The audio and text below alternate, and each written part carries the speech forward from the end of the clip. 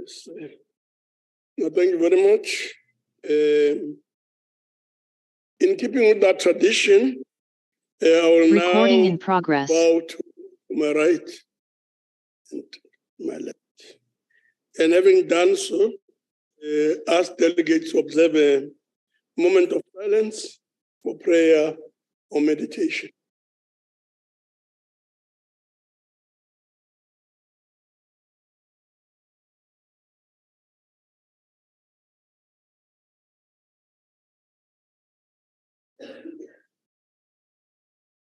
Thank you very much.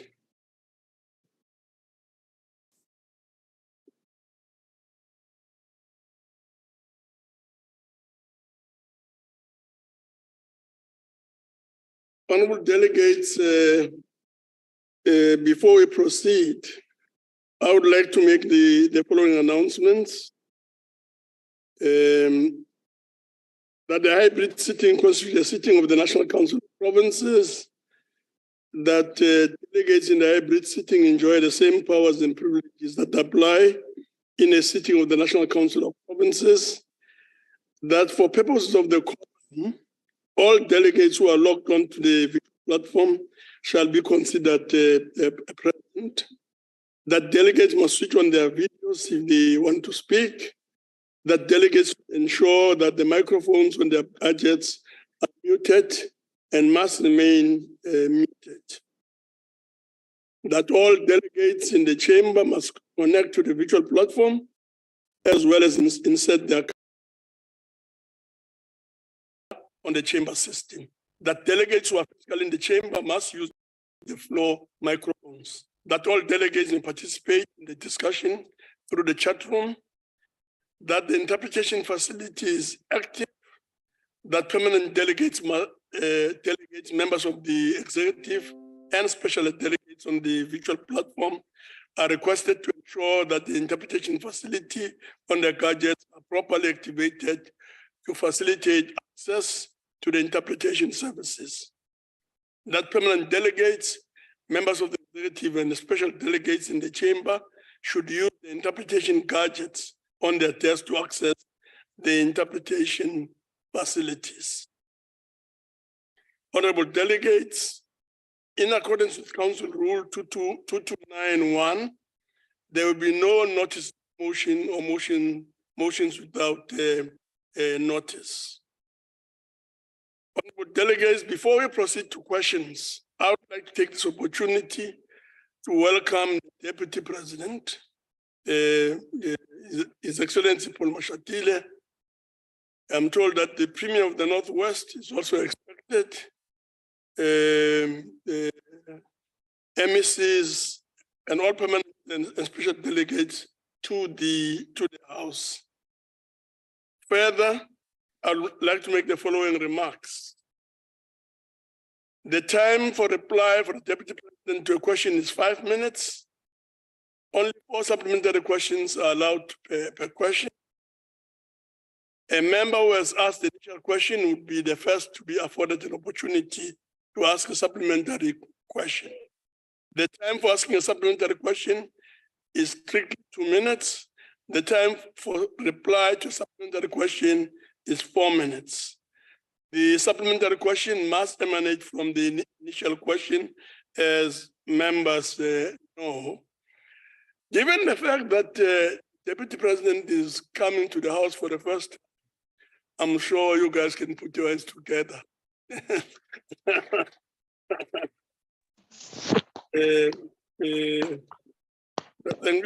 Thank you very much.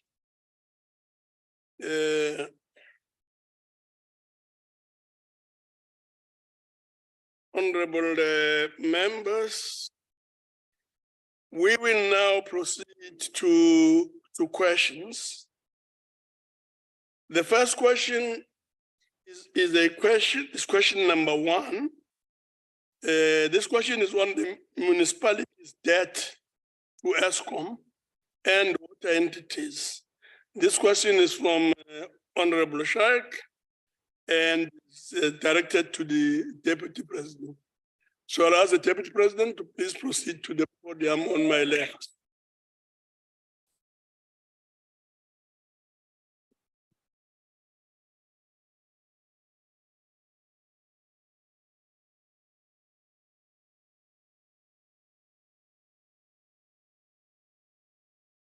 Okay. Thank you very much. Please proceed, President.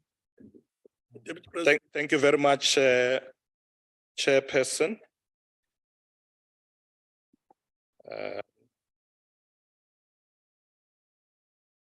Honorable Chairperson, in our view, the sustainable provision of essential services such as water, electricity, sanitation must be the hallmark of developmental local government. The task delegated to the Deputy President, working with the Department of Cooperative Government and Traditional Affairs, National Treasury, other departments, is to ensure that municipalities deliver critical services.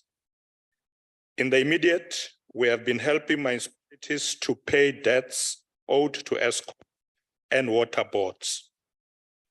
At the end of December 2022, municipalities owed Eskom 56.3 billion rands, and the debt is rising.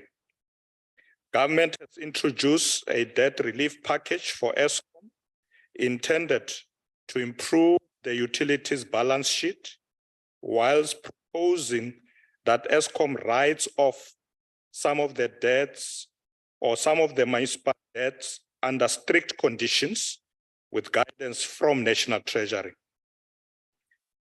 On the 1st of April 2023, the National Treasury published a Municipal Finance Management Act Circular number 124, which deals with the relief strategy regarding a municipal debt owed to Eskom. As a government, we recognize that debt relief alone will not return Eskom to its financial sustainability. A key assumption considered in the debt relief determination is the implementation of the recent tariff increase approved by the regulator. Without these increases, the debt relief arrangement is not sustainable. Municipal debt relief will be conditional and application-based.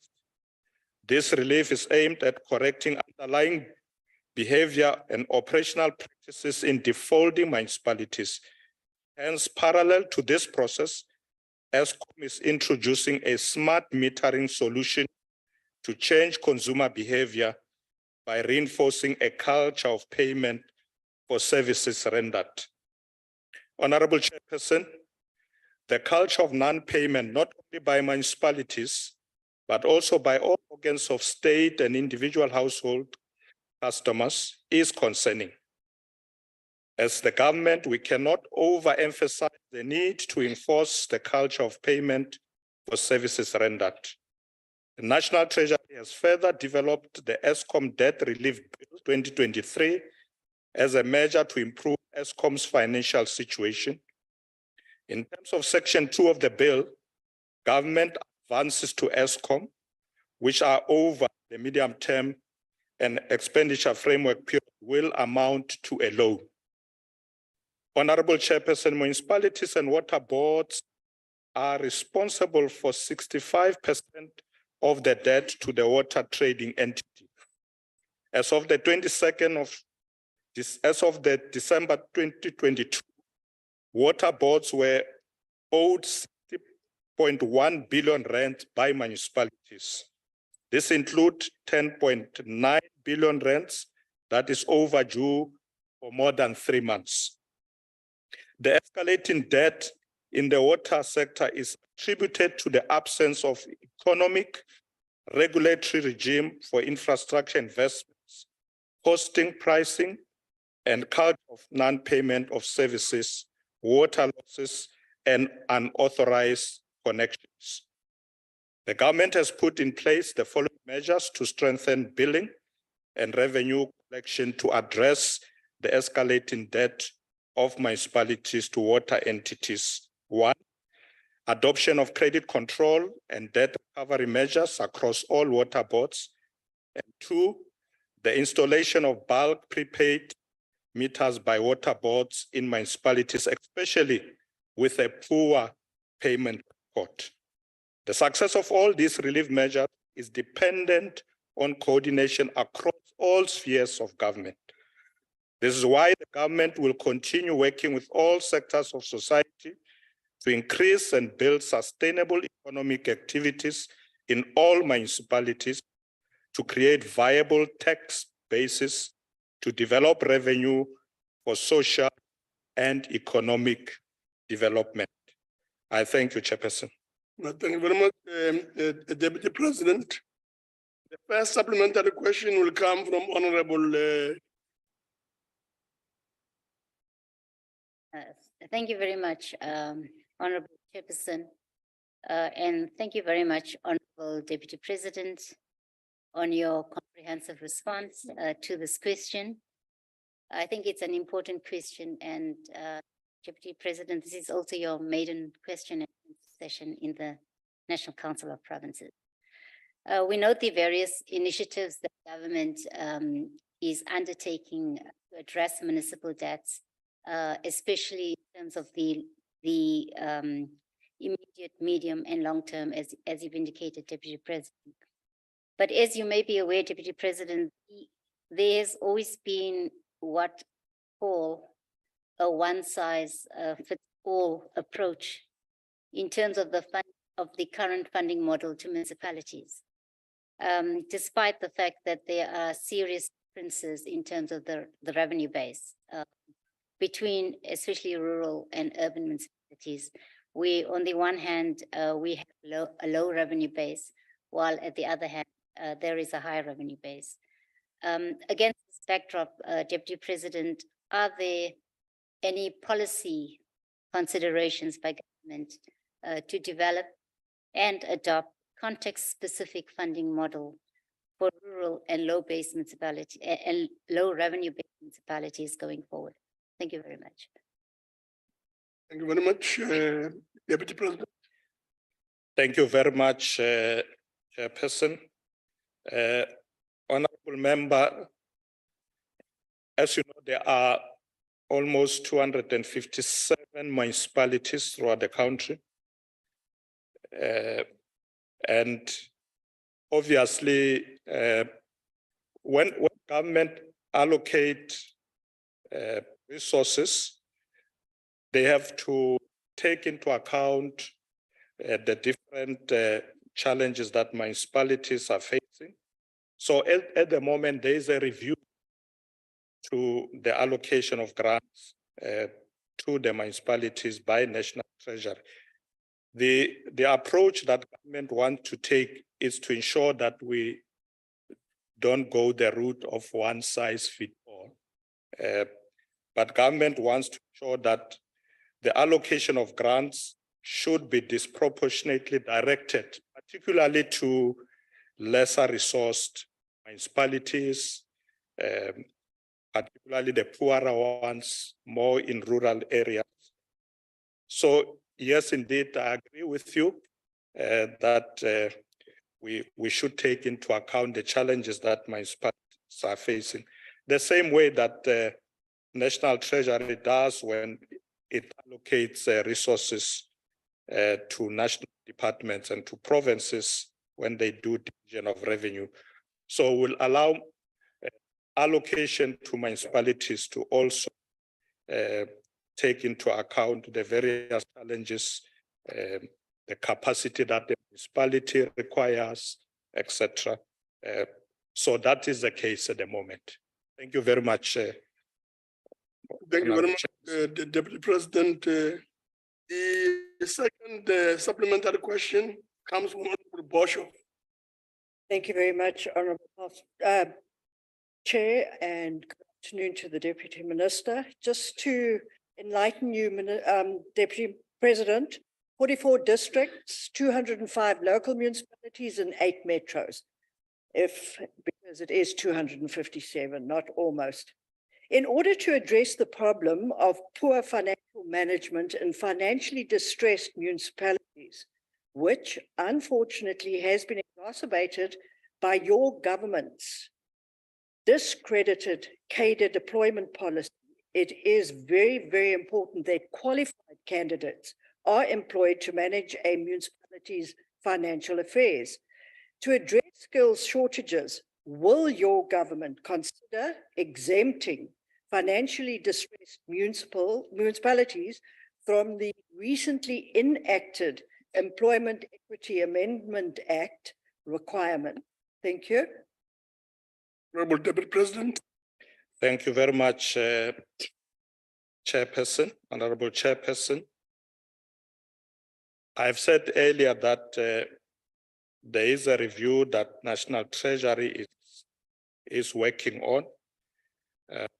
But let me say, Honorable Bishop, that we as a governing party don't interfere with the appointment of people in government at all. I think the honorable member does not understand the issue of CADA.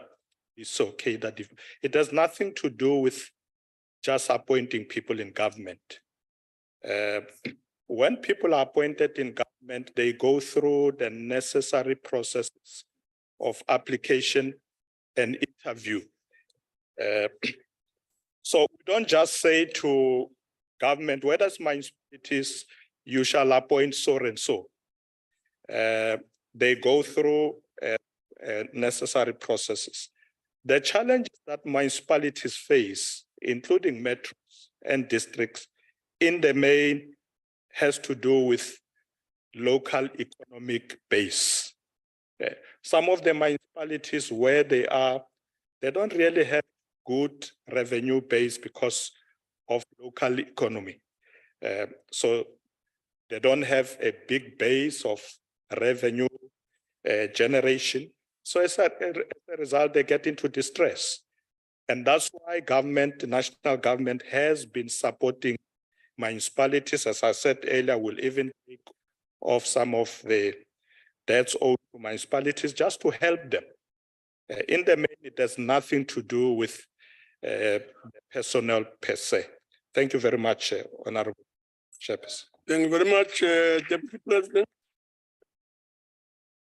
We will then proceed to the next question, supplementary question that comes from Honorable Matebula. Cancer Chairperson, Deputy President, the amount owed by municipalities continue to grow with each financial year, as the collection of municipal debt require more in-depth approach. Which step of intervention has the Deputy President taken in looking into the cause of financial mismanagement and misconduct in ANC-led municipalities, as it has become clear that there exists lack of leadership and ethical governance which ultimately impacts the function of municipalities and their ability to pay Eskom? Honorable Deputy President. Thank you very much, Honorable Chairperson. Honorable Member, we are taking various steps to help municipalities. Firstly, as I said, that National Treasury has looked at the debts in municipalities, and we are taking steps to come up with initiatives that will cushion a lot of these municipalities, including how they pay Eskom and various other challenges. As I said to the last, answering the last honorable member, that it's not so much lack of leadership that creates distress in municipalities. In fact, the governing party, as you may be aware, in the last year, when various mayors were appointed to lead municipalities, most of those mayors were interviewed, if not all of them. So it was not just like, oh, we like you, our comrade, go there, lead.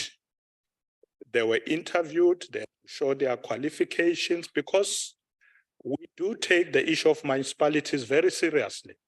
And that's why we went through that painful process to ensure that we have the right people.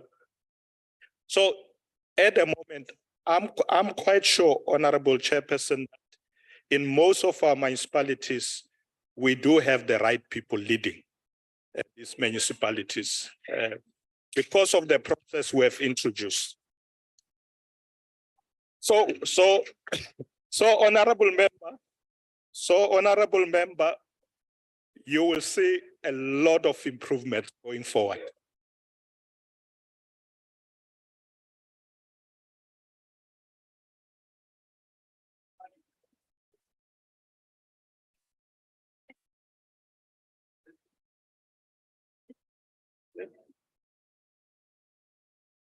Are you done, Deputy President? Yes, I'm done. No, thank you very much.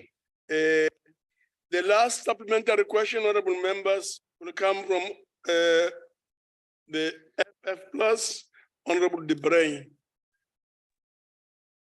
Thank you, Honorable Chair. Debray. Thank you, Chair.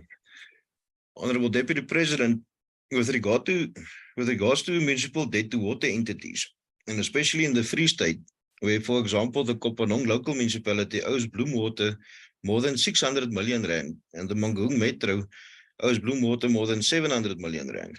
Honorable Debray, Honorable Debray, if you can please speak a bit, of course, louder, but slower. Am I more audible now, Chair? Thank you very much. Please proceed. Thank you. Now, Deputy President, as I was saying, with regards to the municipal debt to water entities, and especially in the Free State, where, for example, the Kopanong municipality owes Bloemwater more than 600 million rand, and the Mangaung Metro owes Bloemwater more than 700 million rand. Now, Honorable Deputy President, this could have been prevented if we had a functioning provincial and national departments with functional oversight and consequence management over municipalities as well as entities like Bloemwater, for example, that doesn't always play by the rules. But as we all know, Deputy President, this wasn't always the case in the last 28 years. Now, Deputy President, would you agree that service level agreements across the board between municipalities and service providers should be reviewed to ensure that not only the entities benefit from these agreements, but municipalities as well, and that for a start, all interest on debt should be written off in order to assist municipalities in settling their debt? Thank you. Honorable Deputy President. Thank you very much, Honorable Chairperson. Honorable Member, we are aware of the challenges in Kopanong, Free State. 2 weeks ago, I sent a team from my office to visit Kopanong to look at what problems they are facing there. In the main, you are quite right.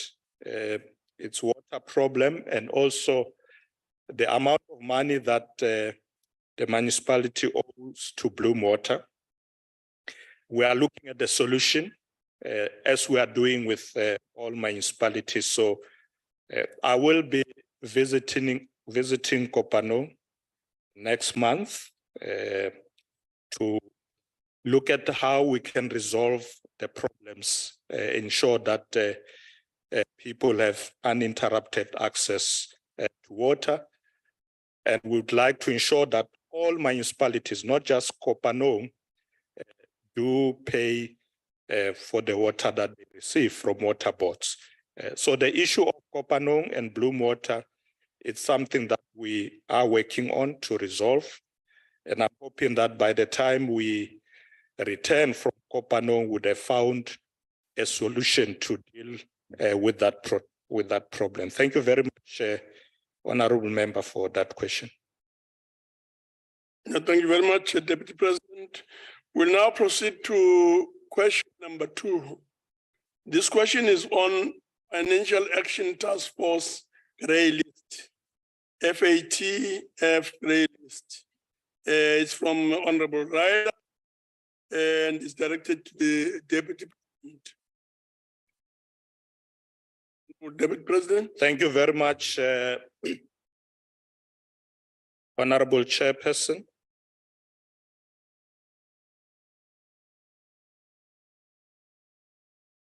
Honorable Chairperson, the Financial Action Task Force It's a global intergovernmental body that promotes policies and sets international standards relating to combating money laundering, terrorist financing, and financing the proliferation of weapons of mass destruction.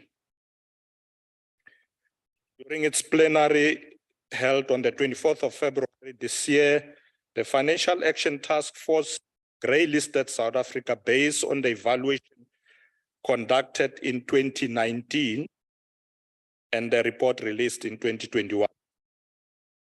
The report identified South Africa as one of the countries with strategic deficiencies in relation to anti-money laundering and countering the financing of terrorism. In 2021, South Africa was put under a one-year observation period, allowing the country to address 67 of the recommended actions. According to the Financial Action Task Force, South Africa has made significant progress by addressing 52 of the 67 recommended actions. And we are now, Honorable Chairperson, focusing on the remaining 15 actions, which we should meet by January 2025. So that's the deadline that we have been given to finalize the remaining 15. Furthermore, Cabinet has mandated the Interdepartmental Committee on Anti-Money Laundering and Countering Terrorism Financing to address the identified deficiencies expeditiously. This includes overseeing the implementation of the National Strategy on Anti-Money Laundering and Countering Terror Financing and tracking progress in addressing the identified deficiencies. Honorable Chairperson, our law enforcement agencies, including the NPA, are implementing an integrated action plan to ensure a sustained increase in investigations and prosecutions of serious and complex money laundering cases. The action plan focuses on cases involving professional money laundering networks and also third-party money laundering, as well as identifying, investigating, and prosecuting terror financing activities in line with South Africa's risk profile. Through the Cabinet Committee on Justice, Crime Prevention and Security, JCPS, which I chair, we will continue to enforce the implementation of the high-level goals, ensuring that all relevant agencies and departments are addressing these deficiencies as identified by the Financial Action Task Force. So we are busy with that, Honorable Chairperson. Thank you very much. Thank you very much, Deputy President. Honorable Ryder. Thank you very much, Chair. Deputy President, thanks for your answer, such as it was given. Deputy President, South Africans are asking many questions about these high-profile cases that are not being prosecuted or not being seen to be prosecuted. The questions that South Africans are asking are, when will President Ramaphosa be formally charged with money laundering? Will we arrest the Russian war criminal Vladimir Putin when he sets foot in South Africa? Will Didi Mabuza be charged for his corrupt activities before he flees to Russia? When will Zuma be arrested again to finish his jail term? What actions will the NPA take against Arthur Fraser for undermining the criminal justice system and releasing JZ from prison without reason? Which minister will be prosecuted for involvement in Bester's jailbreak? These are the questions South Africans are asking, Deputy President. Now, you've mentioned in your role as the chair of the Cabinet Committee on Justice, Crime Prevention and Security that you will be enforcing the action plan of the NPA. But Deputy President, while you can't answer these questions, it's up to the NPA to be answering these questions. What tools are you helping them with in your role as the chair of that committee to help the NPA achieve these high-profile prosecutions? Thank you. Honorable Deputy President. Thank you very much, Honorable Chairperson. Honorable Member, as I said, we will be endorsing the action plan of our law enforcement agencies. Now, we want our law enforcement agencies to do their work without favor and without fear of favor. So there is no one that is special. They must just do their work. So I'm not going to be chasing certain high-profile leaders and so on. The duty of the executive is not to investigate cases, it's the law enforcement agencies, and they must do so. I did say earlier when I answered similar question in the National Assembly that with respect to our own president, we know that he has subjected himself to the process of the law enforcement agencies. He has said so. There is SARS that has given a report. There is the South African Reserve Bank that said they are investigating. The public protector gave a preliminary report. She's still due to give a final report. So let's give that a chance. Let's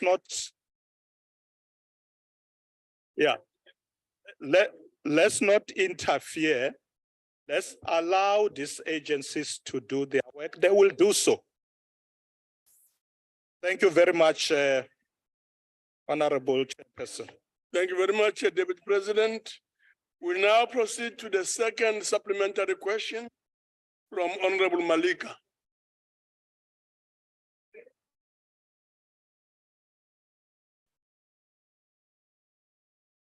Thank you, Chairperson. Siyabonga Sekela Mongameli ngemibuzo yakho ngempendulo zakho ezigculisayo. Honorable Deputy President, whilst we share the collective desire to see those implicated in corruption speedily prosecuted, we do so with great sense of caution because our rule of law requires non-interference by anyone in the work of SAPS and National Prosecuting Authority.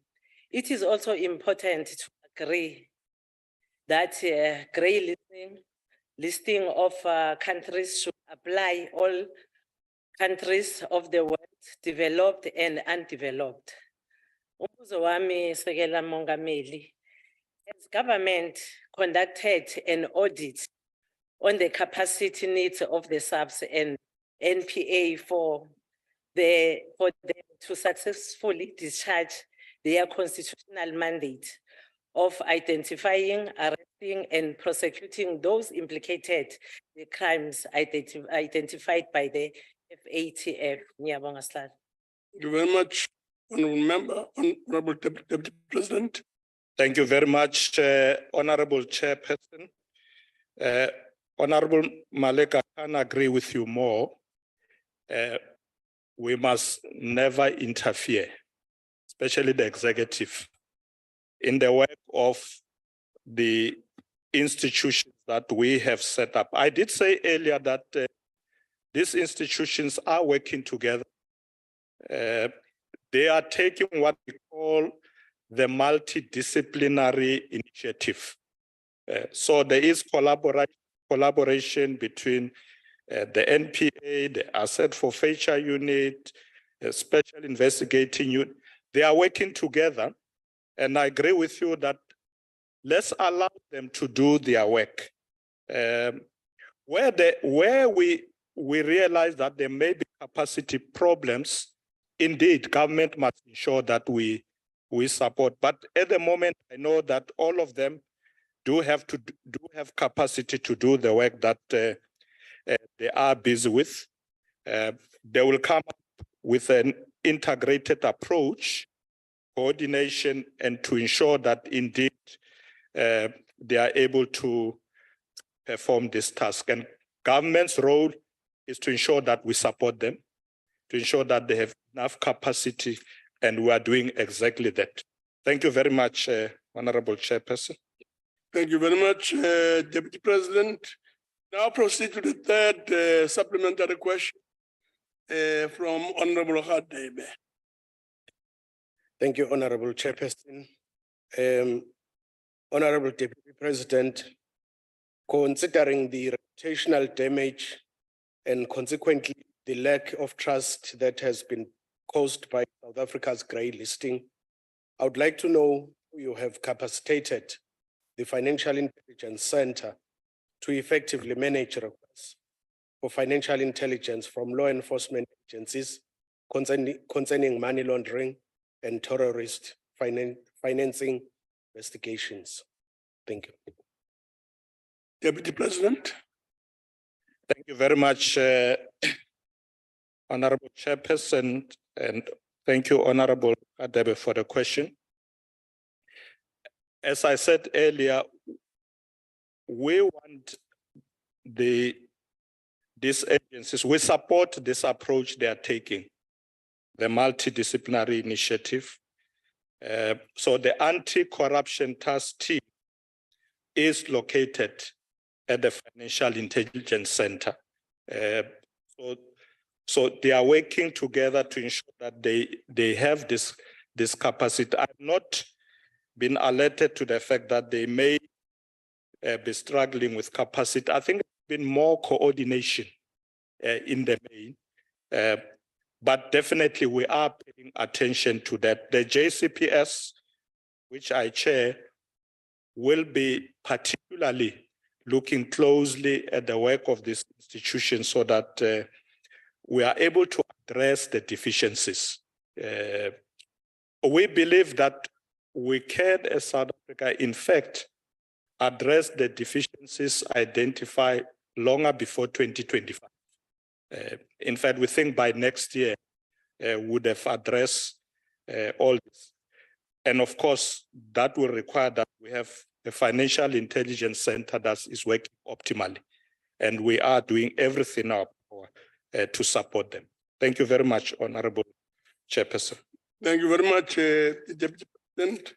We'll now proceed to supplementary question number 4 from Honorable Mtsamai.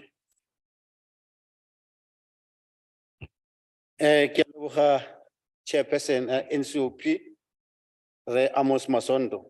Deputy President, South Africa was listed because of failure adequately investigated, prosecute money laundering and terrorist financing.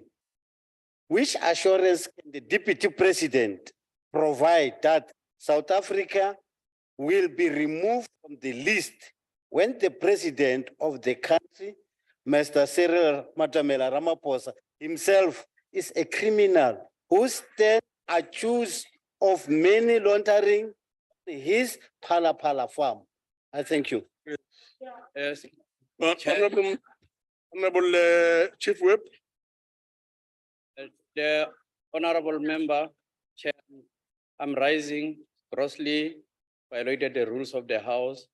The President of the country has never been found guilty in any court of law, and I ask that the member withdraws the statement. Honorable Mutsamai, I'm sure you know that you can't really use a language that's not in keeping with how we run business of this House. I call upon you to withdraw. What word must I criminal. withdraw, Chairperson, because he is involved, Matsogo High. Kitlebeki withdraw what, Chairperson? Can you highlight me?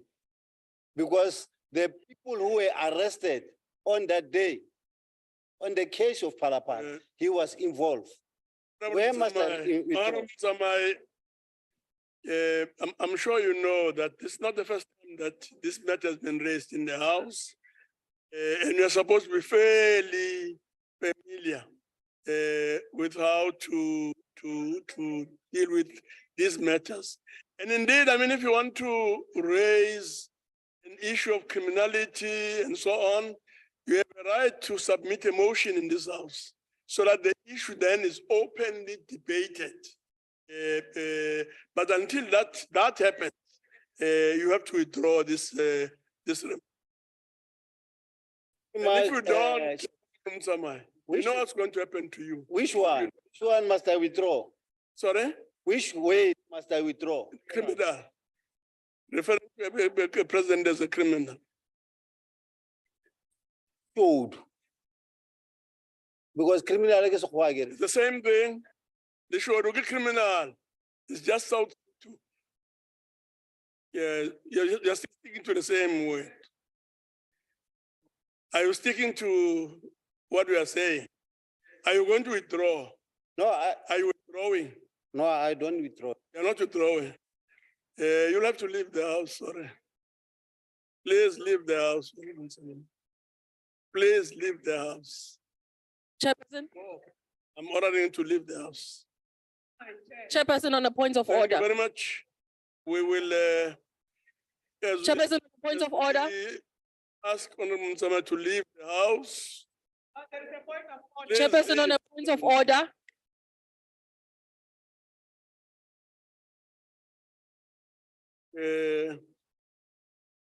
Thank you very much. No, but this is, Member, what's your issue? it's censorship, what you are trying to, On what point are you raising? it's censorship, what you are trying to do, Chairperson. But on By members what not point- expressing what they want to Honorable express member. fully. Member, on what point are you raising? It's a point of order that it was freedom of speech What- that he was expressing, and you want to censor what members are saying so that it can suit the agenda of the ruling party. Yeah, unfortunately, Honorable Member. No, you're but missing we the need point to, no, altogether. Chairperson, you need to do better. There's no point of order. It's not the point of order. You're just opposed to the ruling or something, but it's not the point of order. Thank you very much. We'll proceed to the next question. The next question, Honorable Deputy President, is question number 3. This question is on political coalitions. This question is from Honorable Mohai and is directed to the Deputy President. Deputy President? Thank you very much, Honorable Chairperson. Honorable Chairperson, following the 2021 local government elections, political coalitions among various political parties became necessary because of hung councils where no single party gained a majority of votes in those municipalities. Acknowledging that coalition governments have not been institutionalized, the South African Local Government Association, SALGA, in 2021 developed a framework for coalition governments that can be used as a guide by political parties in practically structuring their coalitions. The issue of coalitions is part of the discussion on improving the quality of our democracy. While working towards the dialogue, government will review the negative impact of dysfunctional coalition arrangements and its effect on service delivery. Chairperson, we are particularly concerned that although some municipalities are weakened because of low economic growth, approval of development proposals that would boost local economic growth, that these are derailed because of endless disruptions of coalition governments. The results of this process that we have undertaken will form part of the dialogue on coalitions to determine the appropriate mechanism to guide on how coalitions function collectively. So, Honorable Member, we are emphasizing here that prior to 2021, there wasn't a really, other than what SALCA did, there wasn't a strong framework that everybody agreed to nationally. And we want to take from the SALCA framework, strengthen it, and come up with a framework that will guide all municipalities nationally as they do coalition, so that the emphasis should be good service to the people. We must put people first. In some of the coalitions, you can see that when those coalitions are set up, it's not really about the people. It's almost like making deals. So we want this framework to be able to guide all the municipalities, put the people first, and ensure that coalitions should be put in place for the benefit of the people to improve service delivery. Chairperson, I thank you. Thank you very much, Deputy President. The first supplementary question comes from Honorable Mahai. Honorable Mahai. Thank you very much, Chairperson of the Council. And thank you, Deputy President, for providing clarity on this matter, on how the democratic government is approaching this important question. Honorable Deputy President, because of the governance instability and disruptions caused by the current local government coalitions, some citizens have begun to lose confidence in local government as a whole, which may increase lower voter turnout in the future elections. As part of our regulatory framework on coalitions, will government consider a participatory process of taking into account the views of communities in line with the injunctions of the Freedom Charter you mentioned in your response about unifying vision for the people, and that no government can justly claim authority unless it is based on the will of the people?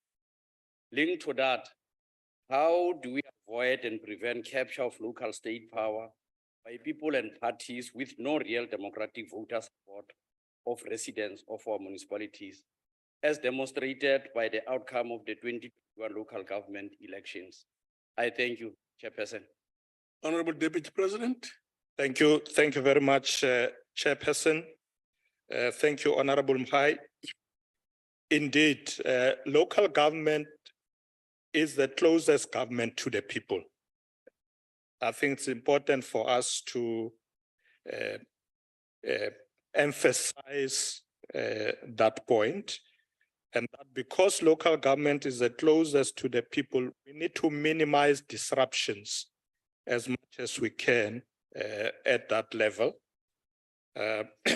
So I agree with you that the participatory approach is correct when dealing with these matters, because we need to ensure that our municipalities are accountable to the people. We must make sure that whatever they do is about improving service delivery to communities. And therefore, in the way they are constituted, this must be it must be at the core of their mandate, be able to serve communities. So I agree with you. We must ensure that at all times, those who are involved at local government level are only informed by that approach, that we are here to serve our people, we are accountable to them, and all arrangements that must be made or have to be made must be always to put people first. Thank you very much, Chairperson. Thank you very much, Deputy President. The second supplementary question comes from Honorable Dwight. Honorable Dwight. Thank you, Honorable Chair. Honorable Deputy President, it is true that coalition politics is the future of South Africa. The oversight role that all political parties play on three spheres of government can never be stressed enough. Unlike Honorable Dudova's statement that political interference is the key driver of underperformance, maladministration, and corruption that hampers service delivery and development, not coalitions. Coalitions is not the reason for failing local municipalities. The ANC has governed this country for decades without coalition parties, and they managed to govern it into the ground on their own, not putting the people first. Cadre deployment also plays an unfortunate, degrading and counterproductive role, Honorable Deputy President. Would you agree that more stringent government-designed regulatory framework for political management in coalition governments will take away the democratic freedom of the coalition partners, and that coalition partners must have the choice to determine on what grounds and what values they are willing to participate in a coalition government? If not, why not? Thank you, Chair. President. Thank you very much, Honorable Chairperson, and thank you very much, Honorable Dutoit, for the question. I think Honorable Dutoit agrees with me, because I did say that we must put a framework that will guide how these coalitions are being set up. So I agree with you, Honorable Dutoit, when you say we need a regulatory framework, because yes, indeed, we can't always say we blame the challenges or problems of local government on coalitions. But the point you are saying is that the way these coalitions are being set up in some of these areas lead to these problems. And that's why we must fix the way coalitions are set up, because we are in an era in South Africa where coalition governments, particularly local government, have now become the order of the day, because there's no single party that is winning outrightly. Therefore, we need to get the model right to make sure when the coalitions are set up, they are set up in a proper way. There shouldn't be interference from anybody. The local government is another sphere of government. Those parties there must come together and be able to set up those coalitions. Of course, working together with other spheres of government for support. And we believe that when coalitions are set up, the parties there are willing participants. Nobody's being coerced or dragged on. All the parties come together, discuss, and they agree. And I think that should be always the case. Thank you very much, Chairperson. On a point of order, Chair. Okay, let's see how far we go. Let's see what the point of order is, Honorable Thank Member. you, Honorable Chair. Honorable Chair, I think the Deputy President misunderstood me. I said that if I would like to know if the Deputy President would agree. But what is the point of order, Honorable Dwight? The Deputy President is misleading the House, stating that I said that I support more stringent regulatory framework. That's not what I said. I said that if more stringent regulatory framework is put in place, that will take away the democratic freedom of coalition partners. Yeah, Thank no, you. that's not the point of order, Honorable Dwight. We'll proceed to the next supplementary question that comes from Honorable M. Dlamini from the EFF. Thank you, Chairperson. Reliable service delivery remains one of South Africa's biggest challenges. Will the dialogue which the Deputy President refers to also include a focus on the high levels of corruption and mismanagement, which under the leadership of the outgoing ruling party plagued municipalities for decades? If so, please provide details. Honorable Deputy President. Thank you very much, Honorable Chairperson. Honorable Dlamini, when parties come together for a coalition at the local government, they take into account, amongst others, good governance. It's part of that. So if you understand good governance, it means that at the core of that, they will ensure that they deal with the problem of corruption if it exists.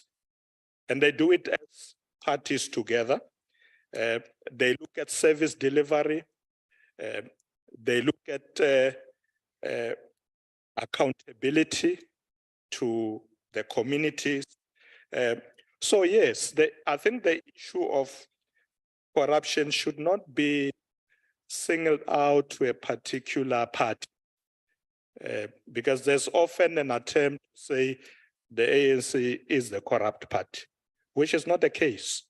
When there are challenges in institutions and municipalities, let's deal with those officials that are corrupt. Let's not single political parties. And I think it's important that we move away from that notion.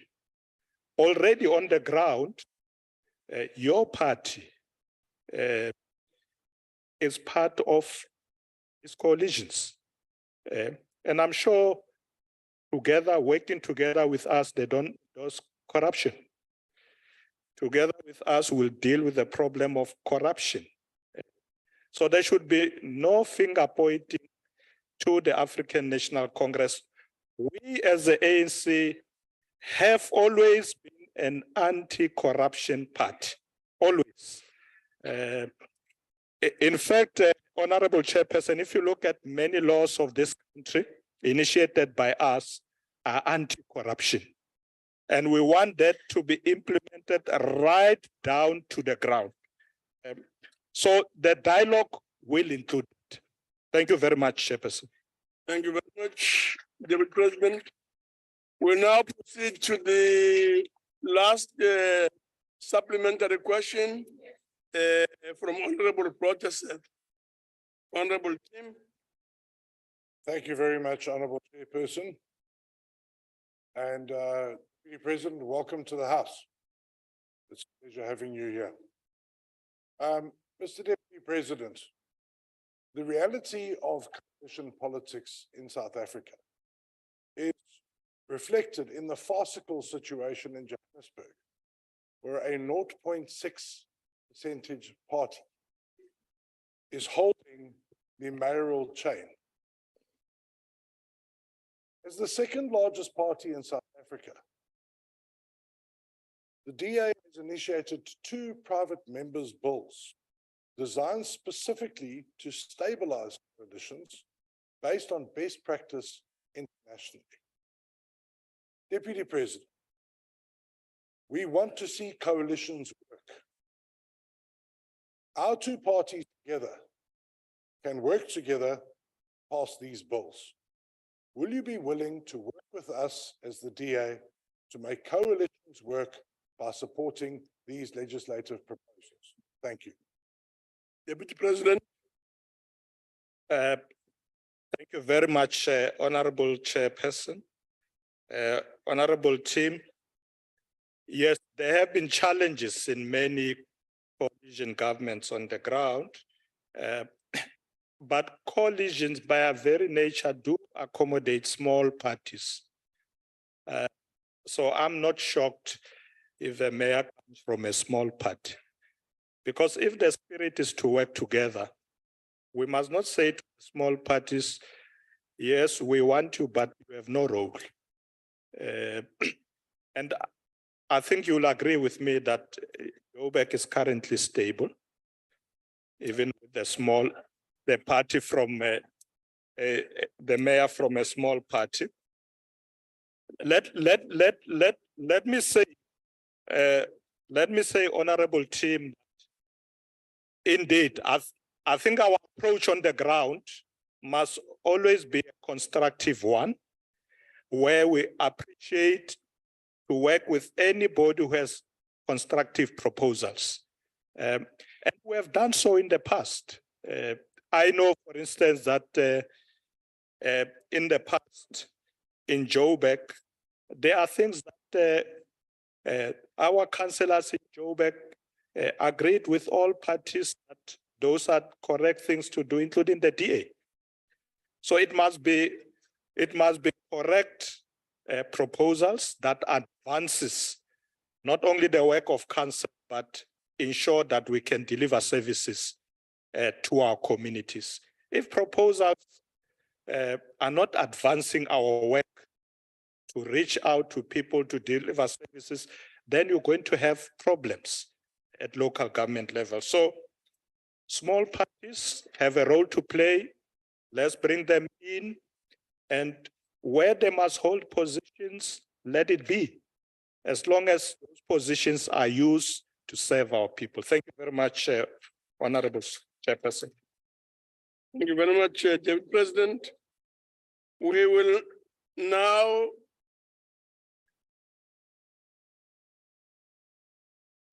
proceed to the next question, which is question 4. This question is on employment creation initiatives. Question comes from Honorable Radebe and is directed to the Deputy President. Deputy President. Thank you very much, Honorable Chairperson. Chairperson, this question is very timely, Honorable Radebe, because it comes at a time when we are planning a visit to KZN. And we're going to, amongst others in KZN, have engagements with the KZN Human Resource Development Council. This trip will happen next month, before the end of May. In the main, Chairperson, the visit will be undertaken together with business, labor, and academia, focusing on assessing the impact of human resource development strategy in the province by identifying gaps, solutions to fast track our developmental agenda. However, we would like to start by expressing our sympathies to the families and the community of the Dakota Informal Settlement, Pingo, who were displaced because of the recent tragedy. As government, we continue to support the affected families through rebuilding livelihoods from this and other disasters that have engulfed KwaZulu-Natal and other provinces. Our comprehensive response to these disasters has demonstrated that success depends on our ability to forge and strengthen partnership across all sectors of society, including collaboration with NPOs, NGOs, traditional leaders, organized labor, the private sector, and faith-based organizations. The government intends to deepen the participation of non-government organizations, NPOs, and the private sector in local government development and service delivery programs. This work also includes targeted training and skills development programs to empower local communities. Regarding the expanded public works program, the government recognizes the centrality of multi-stakeholder collaboration to improve skills development and job creation. Through the expanded public works program, eThekwini Metro has created over 16,000 work opportunities between April 2022 and March 2023. Furthermore, the municipality has highlighted some critical initiatives on community empowerment and job creation.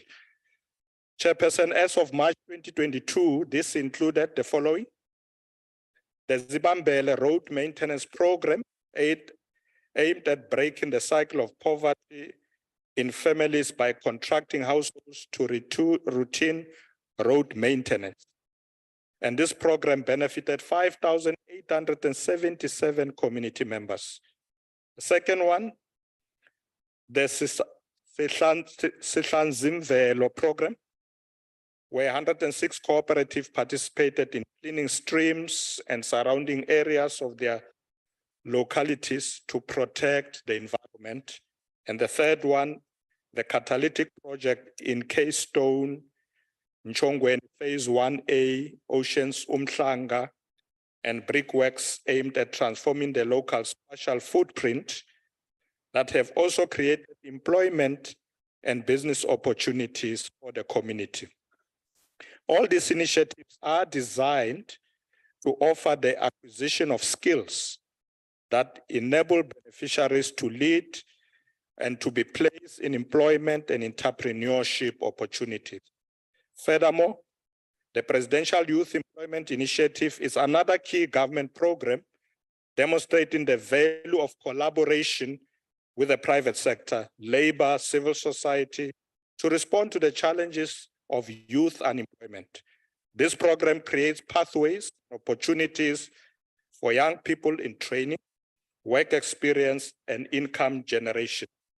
At the end of December 2022, the Presidential Youth Employment Initiative benefited 5,787 young people in KwaZulu-Natal through the National Pathway Management Network.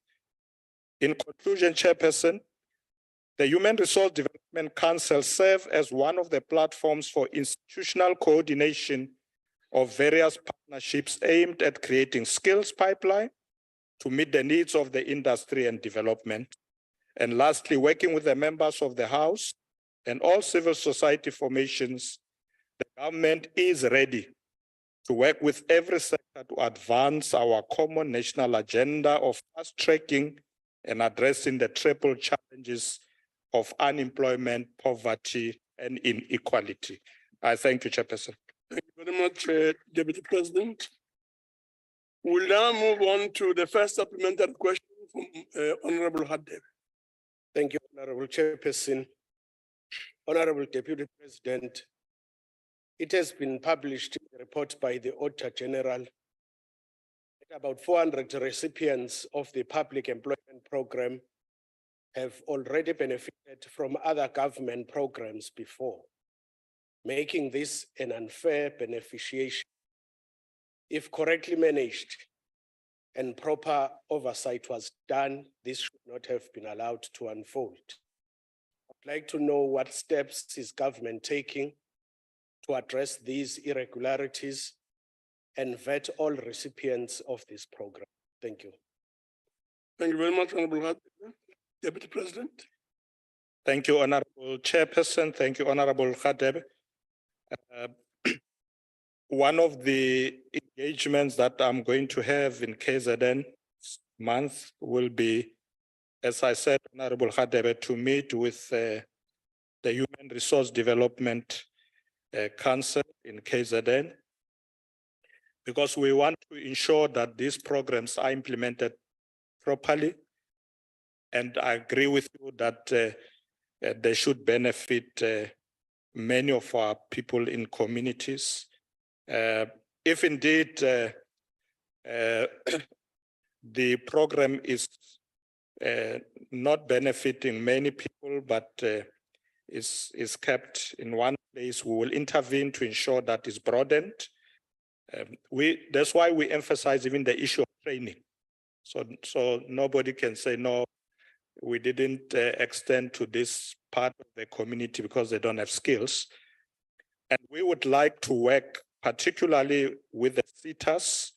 A lot of our SETAs have been scaling up the placement of particularly young people, those who come from TVET colleges, etc.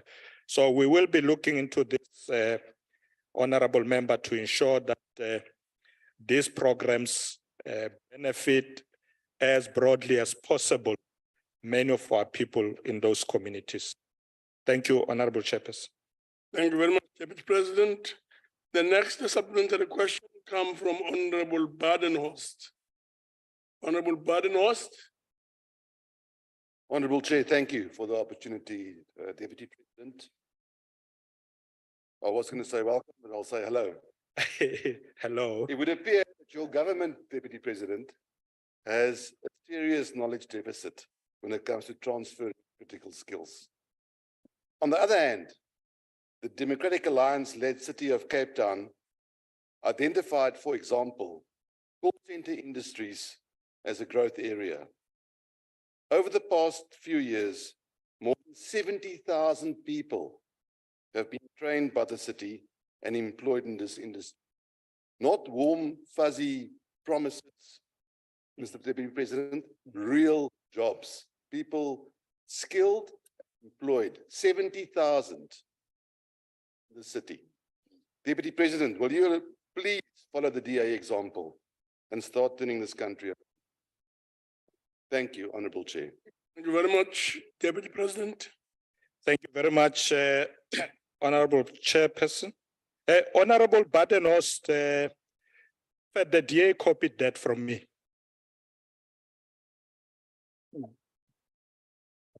I introduced call centers when I was MEC for Finance in Gauteng.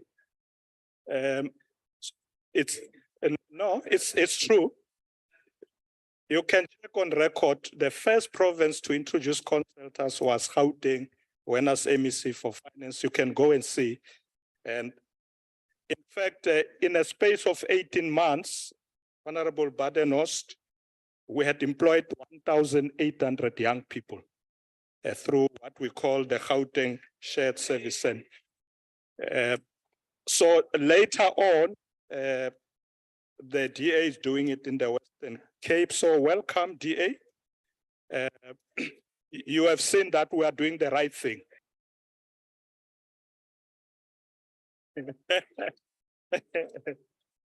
We are doing it very well in Gauteng. The numbers in Gauteng has doubled.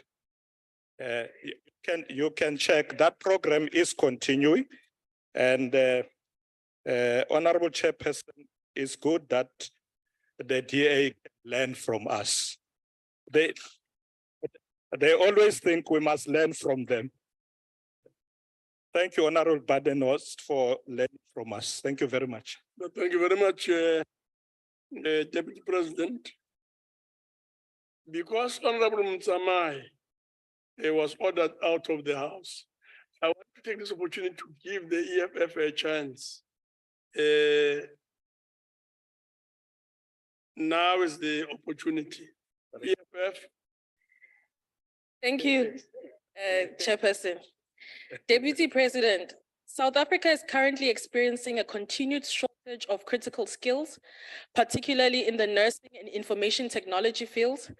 Which immediate, medium-term, and long-term strategies has the Deputy President taken to alleviate this challenge faced in these two fields in KwaZulu-Natal? Thank you. Deputy President. Thank you very much, Chairperson. Thank you, Honorable Member.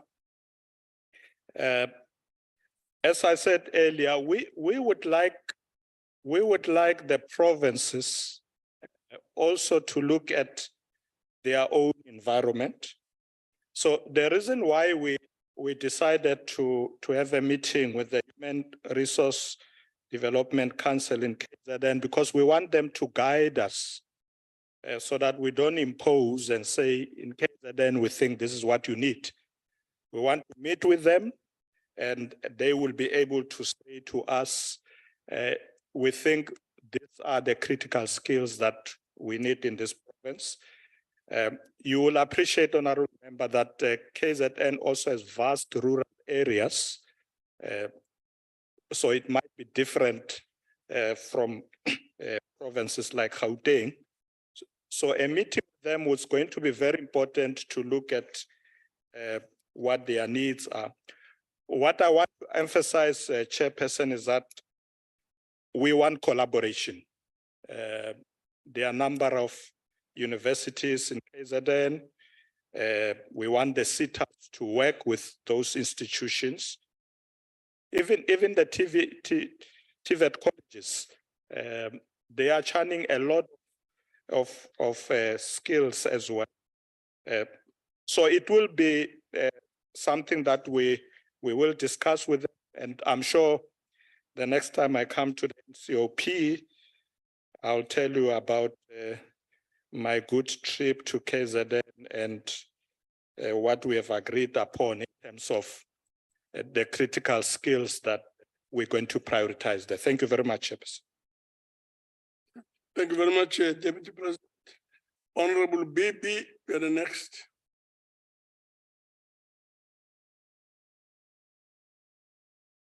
Ngiyabonga sihlalo wendlu ngibonge nakusekela mongameli kepha umbuzo wami ebengizowubuza bekuyilo mayelana nositha usungiphendulele kuwona kepha kimi ukuhalalisela ukuthi uchaze kahle konke njengoba kunjalo ngoba wazi futhi ukuthi iKwaZulu Natal ibe nokukhahlamezeka okukhulu kabi kwama disasters nawo konke lokho nomnotho washona phansi nengqeshwa yabibikho kodwa ngiyajabula seke nomongameli ngoba ayekahle sikhonkosini sizwe sonke la ukuthi uthini ngendaba kaSitha ukuthi igenge encane ingene phela imisebenzi.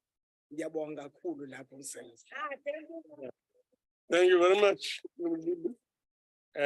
Kubonga mina ngijabule kakhulu ukuthi ngizathola ithuba ukufika le kwaZulu Natal.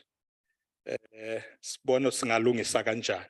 Kubaluleke kakhulu ukuthi sincede kakhulu ku-youth yethu laba abancane. Uma ubheka izinga labantu abanganamisebenzi lishaya kakhulu ababancane. Babuya kuma-college, ma-varsity bangatholi imisebenzi. Kumele sibanikeze amanye ama-skills azobanceda bakwazi ukusebenza endaweni ezihlukene.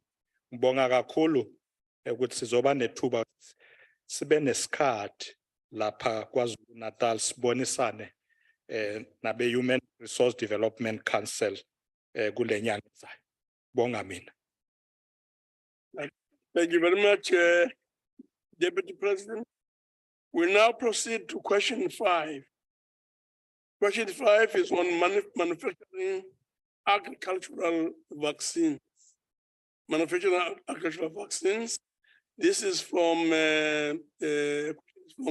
CFSR and this is to the Deputy President. Deputy President. Thank you very much, Honorable Chairperson. Honorable Chairperson, the Department of Agriculture, Land Reform and Rural Development is working with the Onderstepoort biological products to expand South Africa's vaccine manufacturing capacity through contract manufacturing. To this end, Onderstepoort biological product is currently in discussion with Aspen Pharmaceuticals to investigate the entity's capacity and technology improvement. Through this ongoing discussion, it is hoped that an engagement on partnership will be reached by the third quarter of this year. However, the agreement would depend on granting permission by vaccine regulators for human and animal vaccine production. Honorable Chairperson, we have also been advised that Onderstepoort biological product is working with cooperatives, veterinary companies, and wholesalers to forge deeper partnership with the biotechnological vaccine manufacturing industry. Furthermore, Onderstepoort biological product is also pursuing linkages with the private sector through collaboration with veterinary companies to allow the sharing of norms of best practice as well as institutional knowledge. The Department of Higher Education, Science and Innovation, in partnership with National Biosecurity Hub, and the Department of Agriculture, Land and Rural Development, in collaboration with the University of Pretoria, are also working together on developing mechanisms to improve ways of addressing biosecurity threats. In this regard, the Biosecurity Hub will enhance and improve the capacity of the department to identify, analyze, and mitigate against biosecurity threats and risks. Partnership will also assist with augmenting and availing sufficient research capacity and science on which the department bases its biosecurity work and its regulatory function and mandate. The hub will significantly enhance collaborative working arrangements between government and stakeholders and affected all stakeholders that are affected by biosecurity threats, rather than having these groups act independently and in isolation. Chairperson, we remain confident that through partnerships with the private sector and support from the Department of Agriculture, Rural Development and Land Reform, understandable biological products will be in a better position to conduct tests and trials and develop vaccines that will save livestock and thus contribute to food security in South Africa. Thank you very much. Thank you very much, Deputy President. We now proceed to Honorable Professor. He was the first follow-up question. Honorable Professor. Thank you. Thank you, Honorable Deputy President, for the plans that you had for the medium and the long term. At this current stage, we stand with a crisis that was brought to the attention of Onderstepoort biological products already in 2016, and which legislation says it needs to be reported immediately and acted upon it. We are losing animals on a daily basis. All the the African horse sickness has taken a lot of our horses and ways of people traveling with that. We haven't got anti-snake venom, things like that. When will your government start meeting with the private manufacturers to get them acting now? We need immediate action to save the animals of a large spectrum right through South Africa and Africa, where we always delivered. So at this stage, we are at a point where farmers can start receiving more vaccines for their livestock immediately to save our country in with their dire food security situation. Thank you. Deputy President. Thank you very much, Chairperson. Thank you, Honorable Member. Yes, indeed. I have made inquiries through my office, and I was told that these initiatives have already started. As I said earlier, that the engagement with Aspen has already taken place. And perhaps what we will have to do, because I agree with you that we need to ensure that we can hold the crisis, we will push fast to ensure that not only Aspen, but we open up for private sector players who have capacity to come in and work with the department to develop these necessary vaccines. So we'll definitely do that. We will give ourselves a time frame to ensure that in the next few months, there should be, if not weeks, a tangible process that we can talk about that something is happening, because this is a very critical resource. Thank you very much, Honorable Chairperson. Thank you very much, Deputy President. The second supplementary question will come from Honorable Mudise. Honorable Mudise. Thank you very much, Lula Stulo, one very province. Mototleki, President, I fully agree that the country's capacity to manufacture agricultural vaccine is critical for both economic development and food security. In addition to the important measures we have outlined in your response to strengthen the capacity of the biological product, are there any additional measure in place to strengthening the capacity and the role of companies such as BioVac in vaccine manufacturing for our country? Thank you very much, Honorable Mdise, Deputy President. Thank you very much, Honorable Chairperson, Honorable Mudise. Indeed, I agree with you. We need to ensure that we increase the capacity. This is important for the economy and food security. Honorable Mudise, BioVac is one such example of a formal public-private partnership established by government.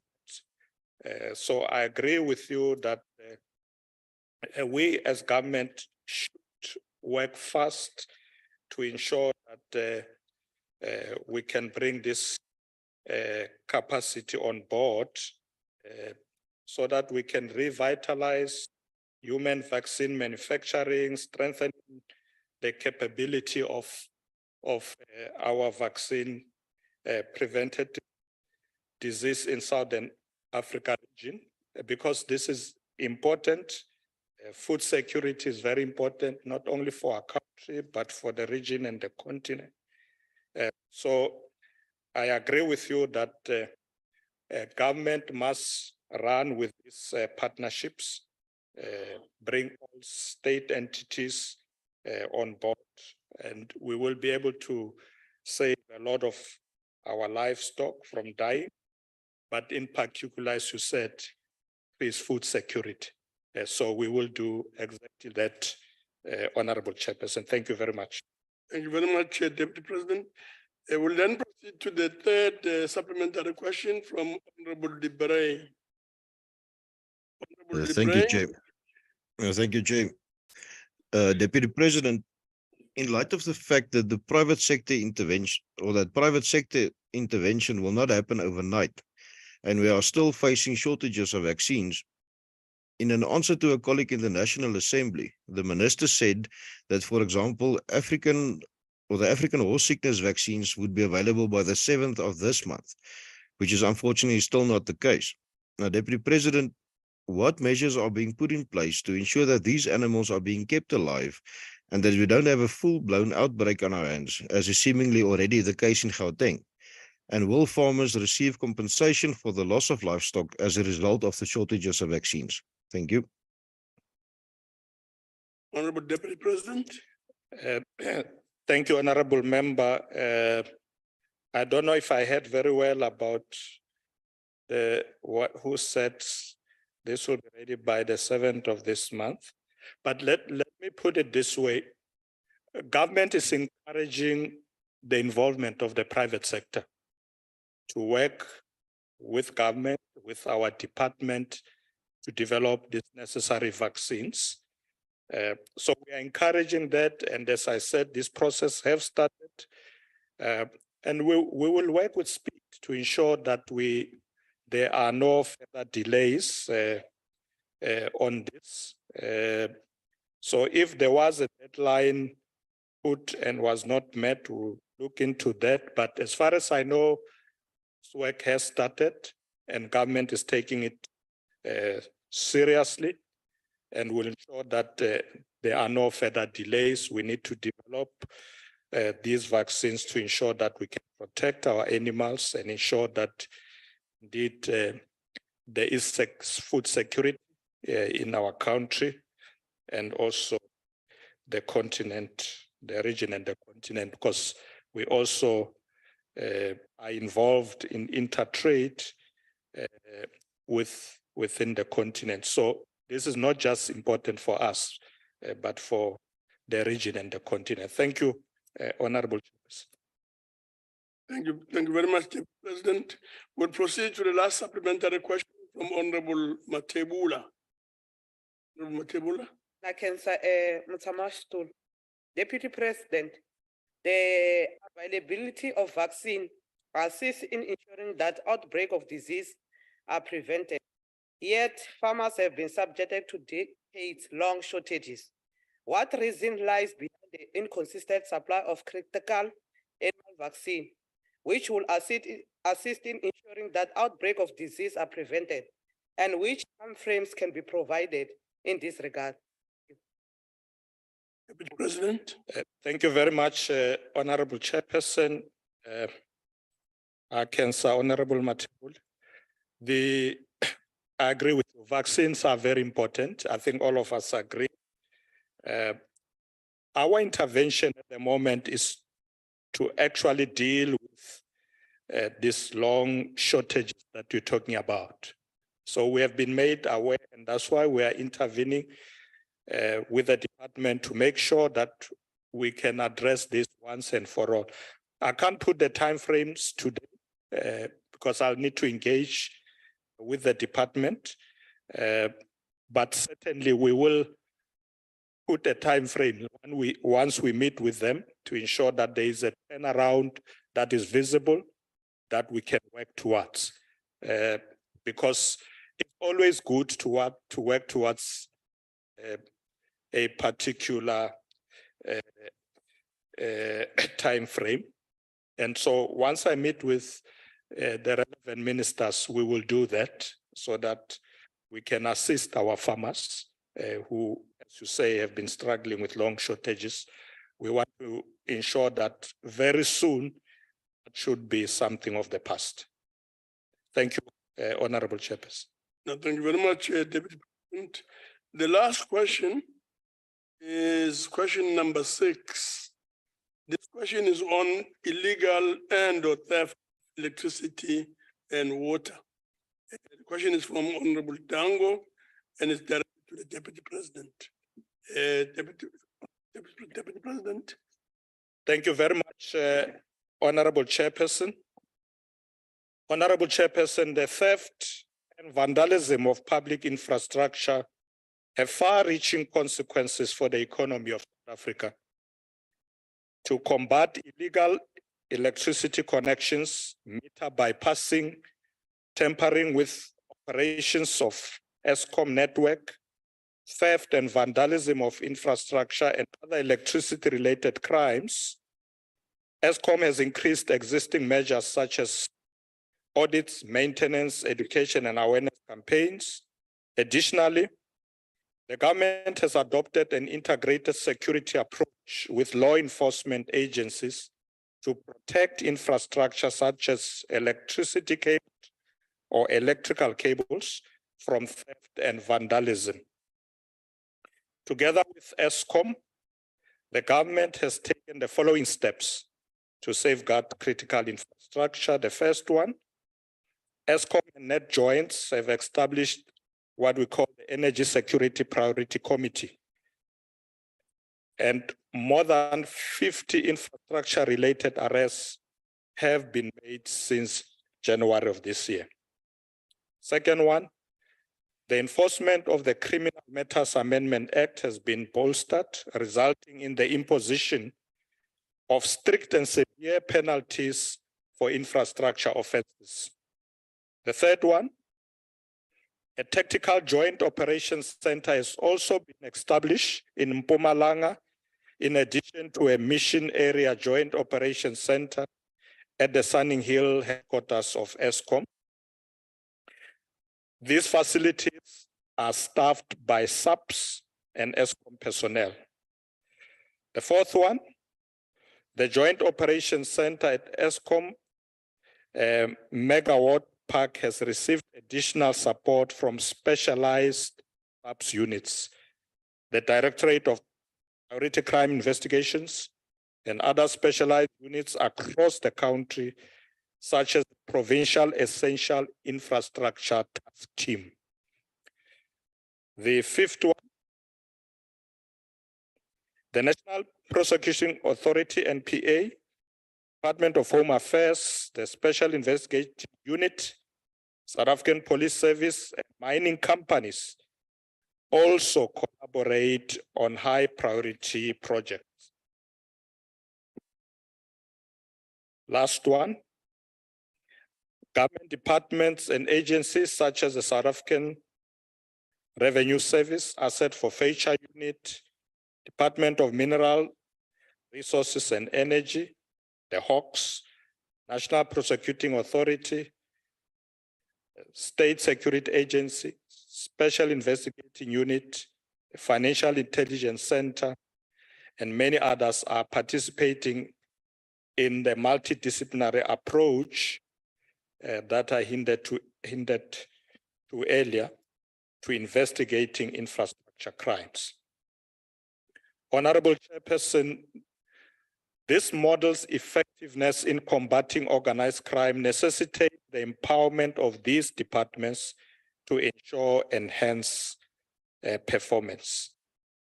In addition to the measures we have highlighted above, an integrated approach has also been established with organized crime investigations.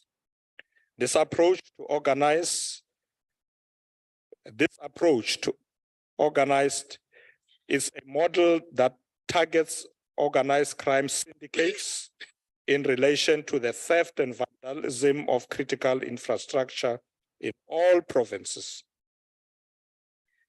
Our government has taken a tough stance on the pervasive problem of illegal water and power connections.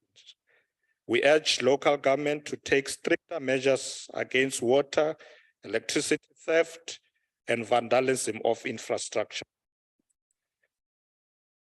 We will continue implementing all actions required to ensure the safety of our infrastructure for the benefit of our communities, because infrastructure is essential for building resilient, inclusive, and prosperous societies.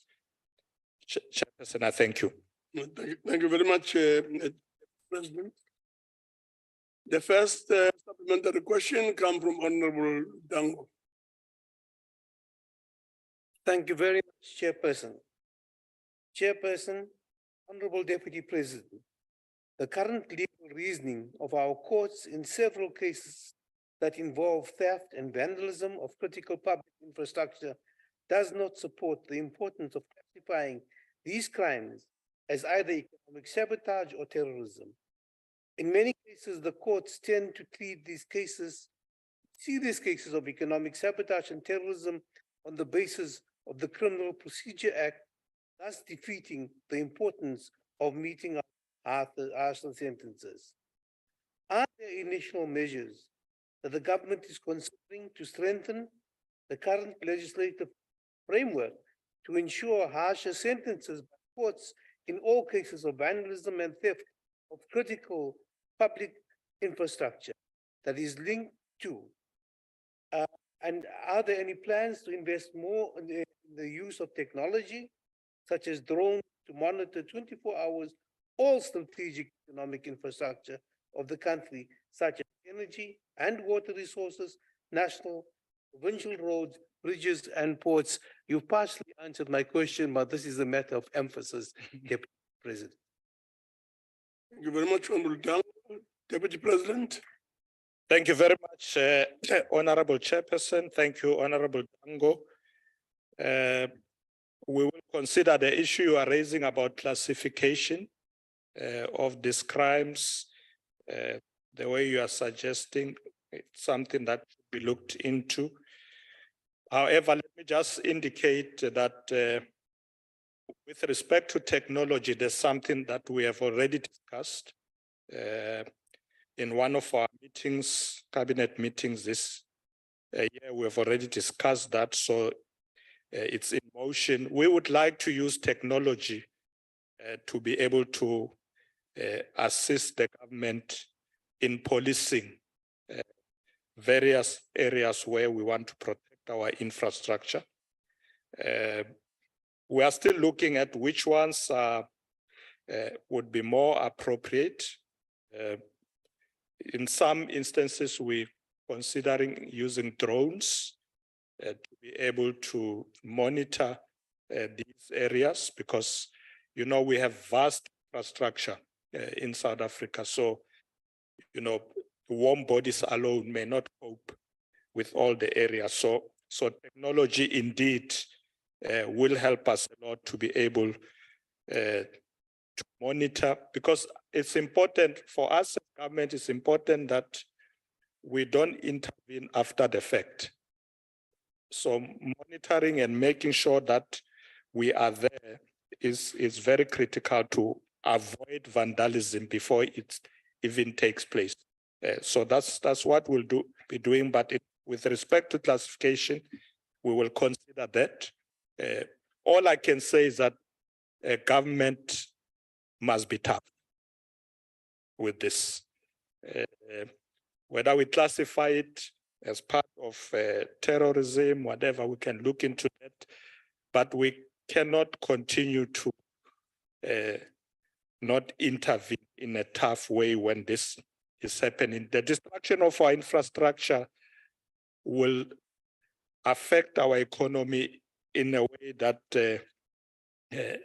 will really put this country backward in a bad way. So we have to prioritize it, and we need to act against these people who are destroying infrastructure. Thank you very much, Honorable Chairman. Yes, thank you very much, President. EFF.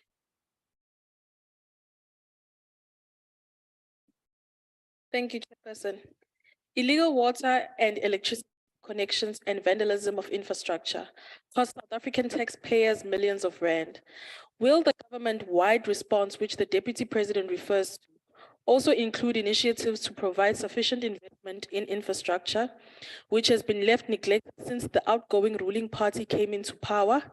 And will the response bring the end to the privatization of water services, which has made the situation worse? Thank you very much, Deputy President. Thank you very much, Honorable Speaker. And thank you very much, Honorable Member, for your question. The issue of investment, most definitely. It's something that we are doing because we don't just want to protect old infrastructure. We have to invest more in infrastructure. So you are quite right, but you always take a swipe at me. You always take a swipe at which the ANC neglected. Your question was quite right until you added that part.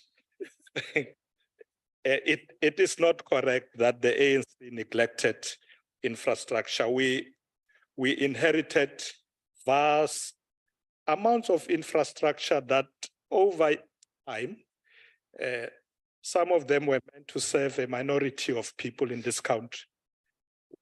We expanded them, reached to many of our people. So it's a big task to do that.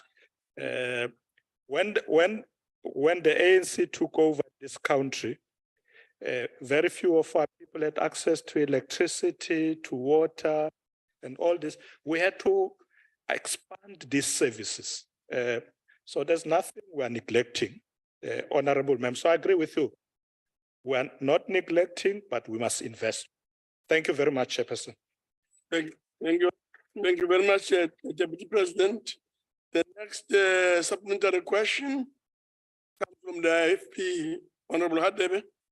Thank you, Honorable Chairperson, Honorable Deputy President.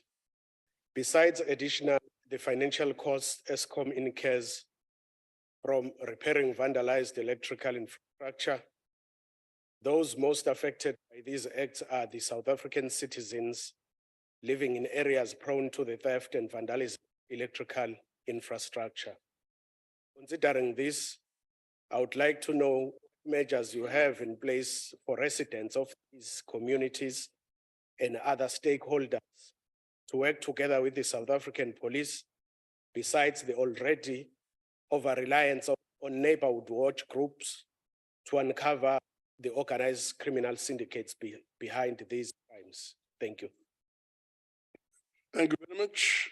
Deputy President. Thank you very much, Honorable Chairperson. Honorable Khateben, some of the communities are working with law enforcement agencies, which we commend.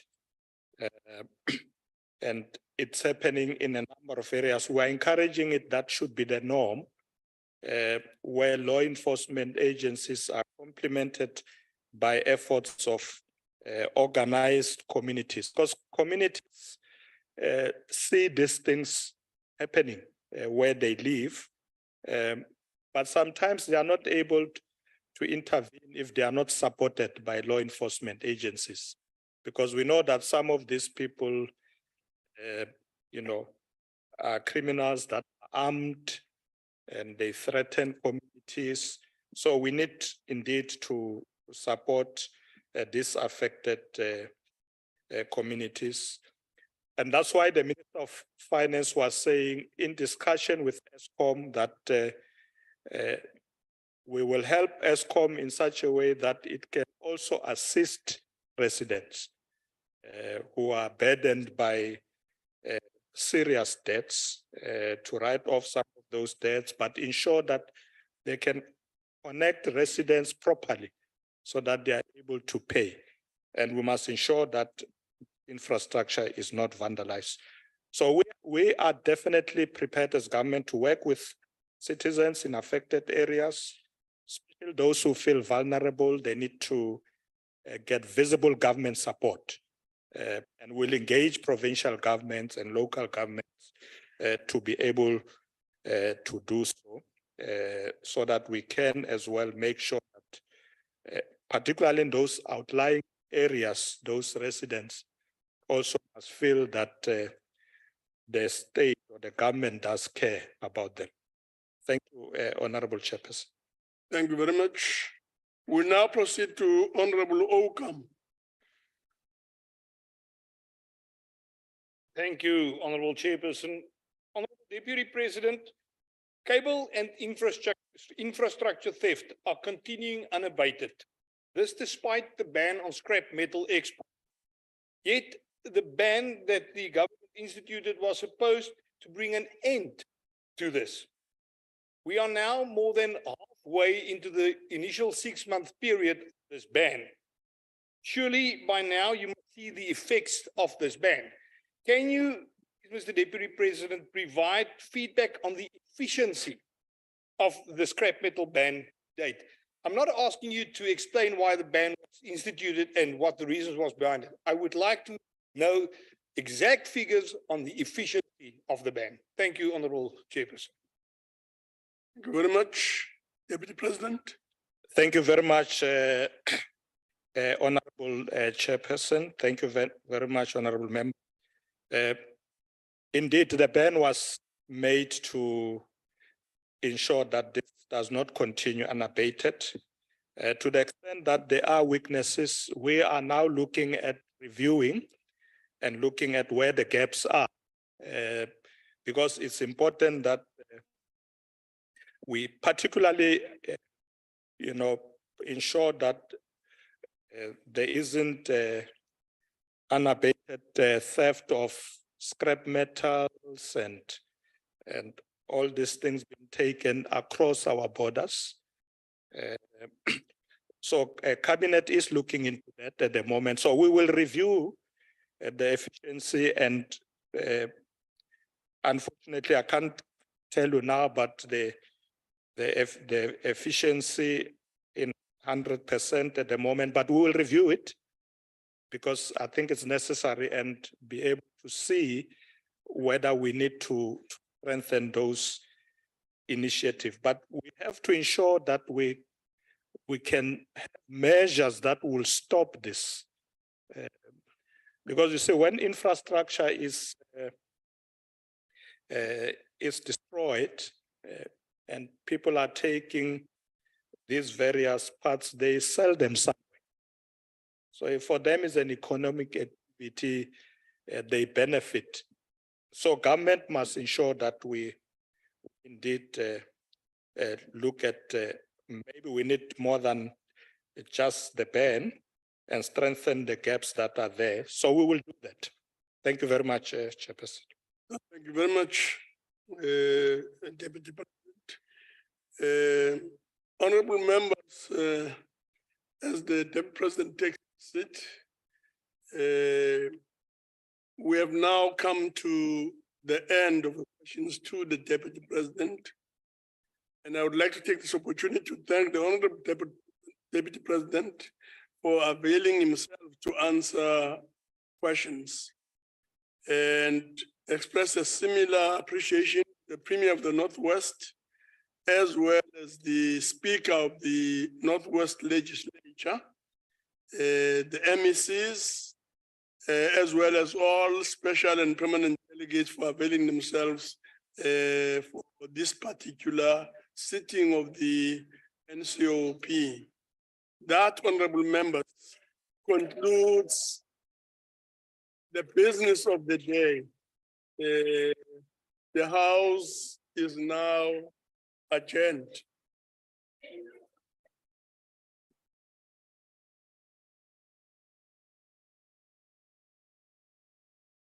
Recording stopped.